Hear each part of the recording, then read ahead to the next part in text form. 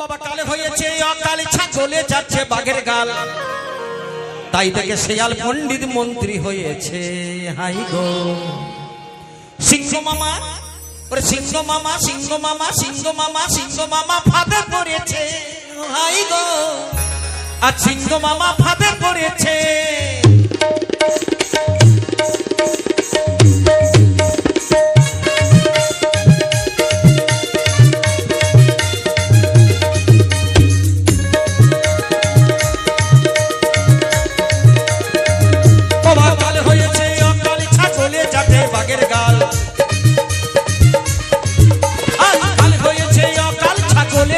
বাঘের গাল